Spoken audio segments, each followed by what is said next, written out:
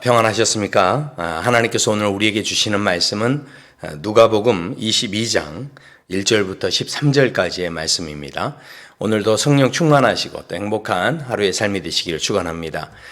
아담과 하와가 자신들이 누렸던 그 에덴 동산에서 99.9%의 모든 그 자유함이 있었고 또 풍성함들이 있었습니다. 그런데 이 선악과라고 하는 그 지극히 작았던 그 하나를 자기들 마음대로 하지 못하는 것 때문에 불평하게 되고 그것 때문에 이렇게 비극을 경험하게 됩니다. 스펄전 목사님께서 이제 그런 말씀하셨죠. 받은 축복을 감사하면 축복이 연장되고 당한 불행을 감사하면 불행이 끝난다. 이제 그렇게 말씀합니다. 어쩌면 우리가 이제 인생을 살아갈 때 사시사철 모든 그 삶의 자리에서 하나님의 은혜를 누리면서 그렇게 살아가는 사람이 있는가 하면 평생의 그 삶을 살면서 늘 불평하고 원망하고 그렇게 사는 사람들이 있습니다. 오늘 우리의 마음에 어떤 은혜가 있는지 우리가 다시 한번 그것을 바라보고 그 안에서 정말 주님 주신 은혜들을 누리면서 살아간다는 것이 얼마나 중요한 것인가 하는 생각을 해보는데요. 오늘 본문에서 대제사장들과 서기관들이 예수님을 어떻게 죽일까 궁리하고 있다, 고민하고 있고 서로 그런 이야기로 수군거리고 있는 것을 보게 됩니다. 생각해 보십시오. 한 사람을 죽이기 위해서 서로 이야기를 하고 대화를 할 때 그 분위기가 어떻겠습니까? 그러니까 그 인생은 이미 지옥인 거죠. 우리가 그런 가운데서 오늘 본문에 보면 예수님의 제자였던 가룟 유다가 그들을 찾아가게 되고 그들에게 예수님을 넘겨주겠다라고 그렇게 제안을 하게 됩니다. 그때 그들이 너무 기뻐하면서 그러면서 그 대가로 그러면 우리가 돈을 주겠다 이렇게 이야기하는데 이런 상황만 보면 실은 본문의 내용 자체가 그 예수님의 제자였던 가룟 유다가 무슨 이유였던지 간에 아무튼 자신의 스승이었던 예수님을 이렇게 팔아 넘기는 돈을 받고 팔아 넘기는 그런 악한 그런 행동을 했다 하는 것을 이제 우리는 생각하게 됩니다.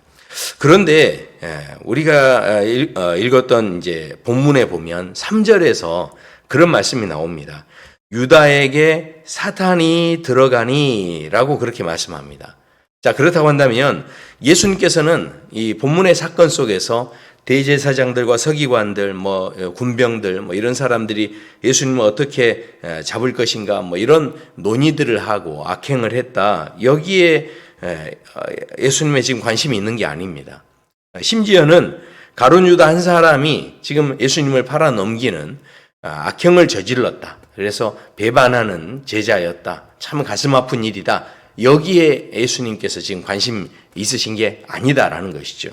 오늘 본문에서 예수님의 그 오로지 한 가지 관심은 이 유다를 움직이게 한 유다의 배후에 있는 그를 지배하고 있고 또 그를 이렇게 이끌어가고 있는 그런 이 유다를 움직이게 하는 악한 존재, 그 바로 사탄이 그 뒤에 있었다 하는 것을 주목하고 계신다라는 것이죠. 자, 그렇다면 오늘 본문에서 우리가 이 내용들을 볼 때 우리도 인생을 살아갈 때 가룟 유다처럼 그렇게 살지 말자.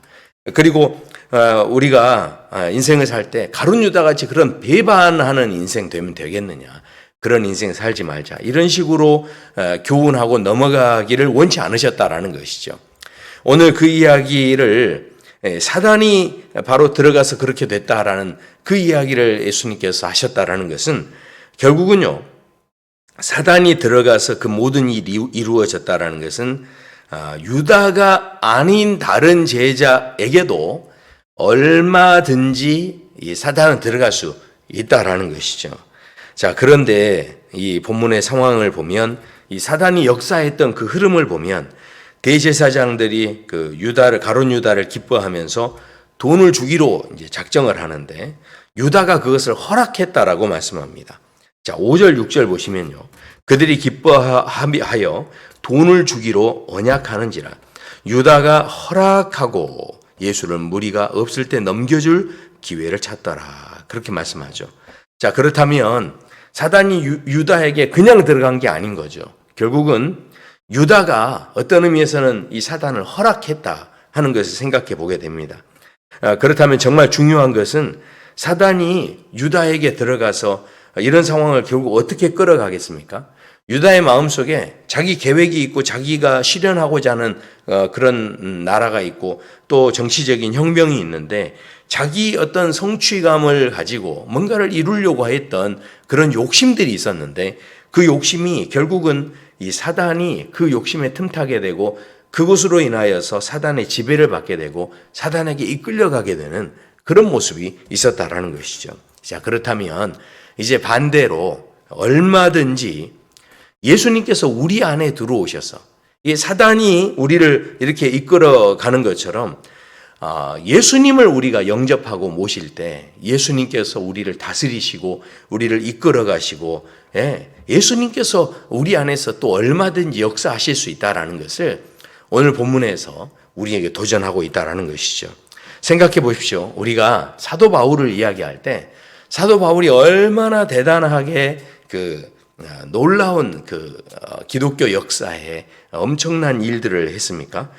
그러나 우리가 좀 더 본질적으로 주목해야 하는 것은 그 사람이 얼마나 대단한가, 얼마나 착한가, 얼마나 참 신실한가, 이 사람이 얼마나 대단한 업적을 이렇게 세웠는가, 이것을 우리가 주목해야 할 것이 아니고, 그거 따지는 것 자체가 실은 중요하지 않다라는 것이죠. 왜냐하면, 예수님을 만나기 전에 이 사도 바울은 이미 포행자였고, 악행자였다라고 스스로도 이야기를 합니다. 스스로 이야기하기를 예수님 만난 뒤에 이 사도 바울은 그렇게까지 이야기를 하죠.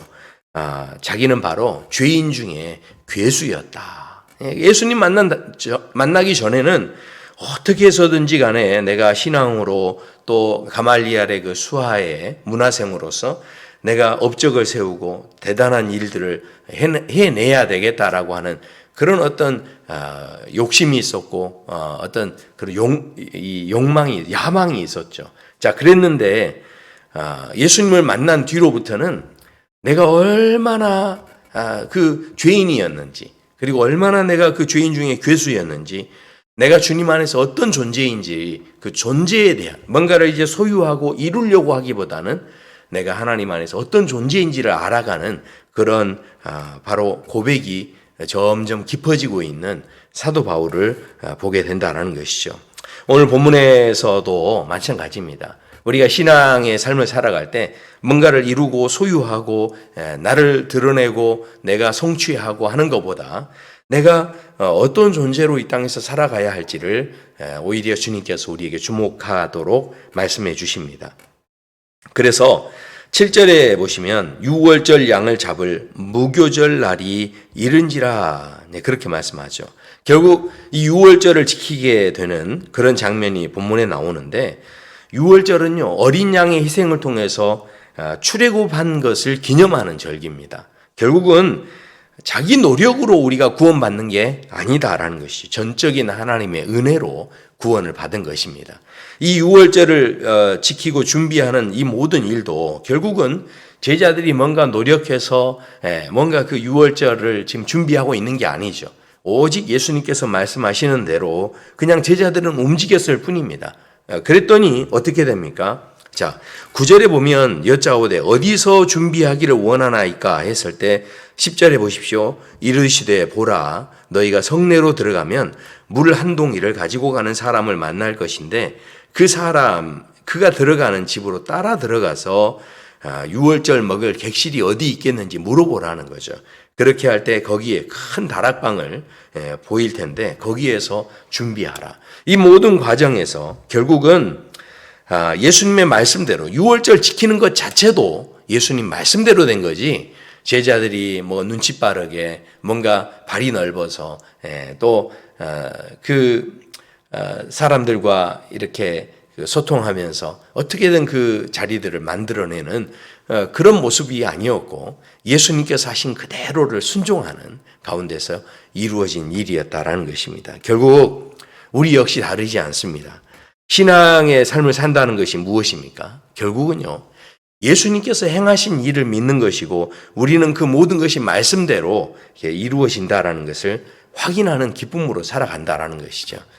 우리가 신앙의 삶을 살아갈 때 내가 뭔가를 자꾸 이루지 못한 것에 대해서 불평하고 원망하는 이 선악과에 집중하는 것이 아니라 이미 나에게 허락하신 이 99.9%를 허락하신 그 모든 것들을 내가 즐거워하고 기뻐하고 또 하나님께서 이루어 주신 그것들에 대해서 내가 누리는 삶을 살도록 하나님께서 우리에게 구원의 은혜를 허락해 주신 줄로 믿습니다. 마귀가 에덴 동산에서 이 아담과 하와에게 다가섰을 때 그렇게 이야기하죠. 그런데 뱀은 여호와 하나님이 지으신 들짐승 중에 가장 간교하니라. 뱀이 여자에게 물어 이르되 하나님이 참으로 너희에게 동산의 모든 나무의 열매를 먹지 말라 하시더냐. 그렇게 말씀하죠. 예, 결국 무슨 이야기입니까?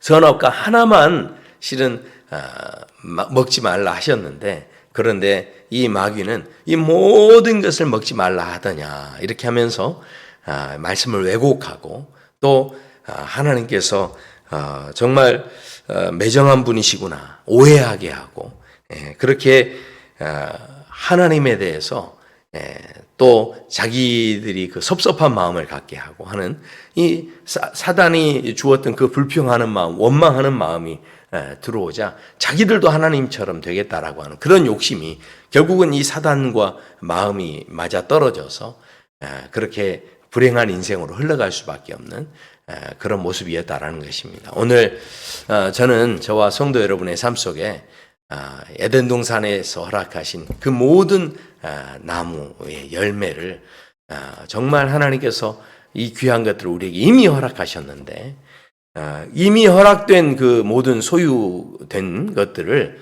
누리며 즐기며 그렇게 살아가는 그런 복된 하루가 되시기를 축원합니다. 기도하겠습니다. 아버지 하나님 감사합니다. 주님께서 우리에게 이미 허락하신 은혜들이 있습니다.